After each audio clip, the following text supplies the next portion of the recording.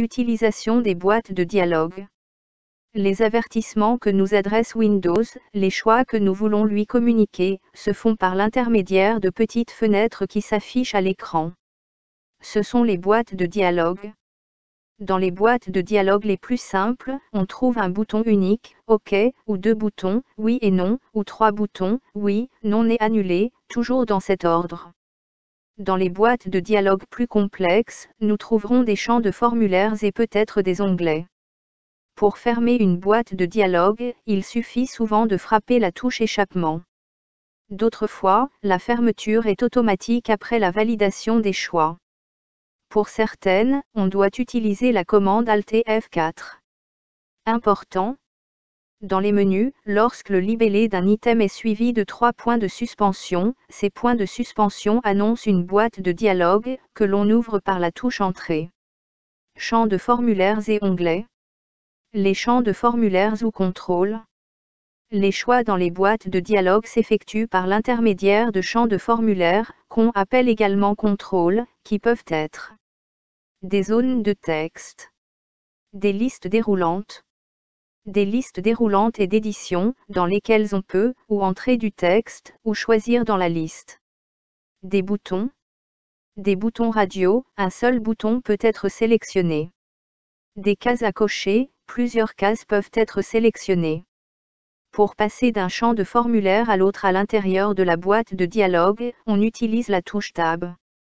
Quand un champ de formulaire est sélectionné, NVDA donne des indications sur sa nature et les raccourcis clavier. Pour activer un bouton, frappez barre d'espace ou entrée. Pour activer ou désactiver une case à cocher, frappez barre d'espace. Pour sélectionner une valeur dans une liste déroulante, déroulez la liste au moyen de flèches bas. Parfois il faut utiliser en même temps la touche Alt, puis valider la sélection par entrée. Si NVDA prononce édition, il s'agit d'une zone de saisie où l'on peut entrer du texte. Il existe des listes déroulantes et d'édition, où l'on peut entrer une valeur soit en déroulant la liste, soit en la tapant. Exemple, taille de la police dans la boîte de dialogue police, dans Word. NVDA prononce édition, sélectionnez un nombre. Il est possible de sélectionner plus rapidement un élément d'une liste en tapant son initiale. Les onglets. Certaines boîtes de dialogue comportent des onglets, par exemple police, style et attributs, espacement et animation pour la boîte de dialogue police, dans Word.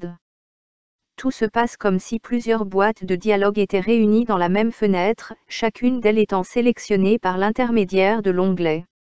Pour passer d'un onglet à l'autre, on utilise la combinaison de touches CTRL et Tab, puis flèche droite ou gauche pour changer d'onglet. Une boîte de dialogue peut ouvrir une autre boîte de dialogue. Il se peut qu'un libellé dans une boîte de dialogue soit suivi de 3 points de suspension. En cliquant sur Entrée, une seconde boîte de dialogue s'ouvre et se superpose à la première. Elle devra être traitée puis refermée, avant de revenir à la première. Quelques commandes pour les boîtes de dialogue. Tab, se positionner sur le contrôle suivant. Majuscule et Tab, revenir au contrôle précédent. CTRL et Tab, se positionner sur l'onglet suivant. On se déplace ensuite entre les onglets par flèche droite ou gauche. Barre d'espace, activer ou désactiver une case à cocher, un bouton. Flèche bas, dérouler une liste, puis sélectionner une valeur dans cette liste. Alt et flèche haut ou entrée, valider le choix dans une liste déroulante. Commande pour obtenir des informations sur la boîte de dialogue. NVDA et T, lire le titre de la boîte et celui de l'onglet sélectionné, si la boîte de dialogue en possède. NVDA et flèche haut, lire le nom ou le contenu du contrôle sélectionné.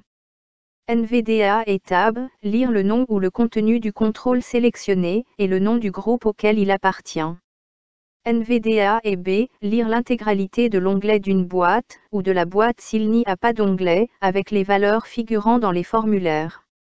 Cette commande est particulièrement importante pour découvrir une boîte de dialogue, car on obtient certaines informations que l'on n'aurait pas autrement.